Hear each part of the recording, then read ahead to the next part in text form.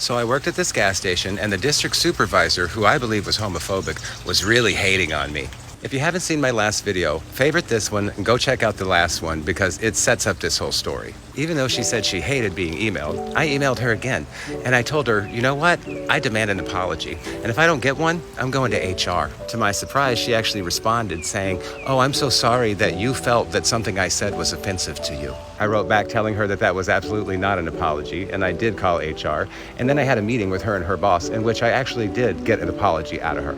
But just a few months later, after my 1 year, she fucked with me again. The manager of this store loved me. I was one of her best employees, and she gave me a glowing 5-star review, and she told me so.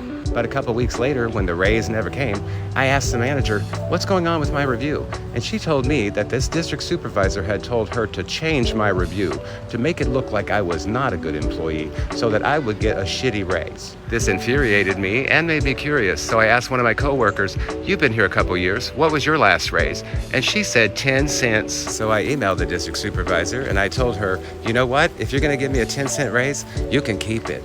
This infuriated her. So once again, she showed up at the gas station, pulled me and the manager into the back room, and started trying to berate me again. She asked me what I think I'm worth, and I said a hell of a lot more than whatever you're thinking about giving me. And then I confronted her right in front of the manager, and I asked her point blank, did you tell the manager to alter my review? And this hideous little troll stood there to my face and absolutely denied it. Oh no, I never said that. I turned to the manager and I said, but you said she did. The manager, not a word.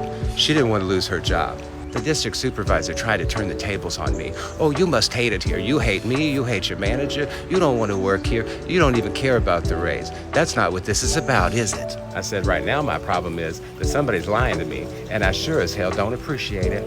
She said, you're the rudest man I've ever met. And I said, honey, you ain't seen nothing yet. So why don't we go climb that corporate ladder and go talk to HR about it? She said, Chaz, I don't ever want to talk to you again. And I said, that's fine by me. I didn't report that to HR, but I knew I had witnesses in case I needed to. It took her about a year to fuck with me again, but trust me, this next time was way worse than any of them. Follow for more.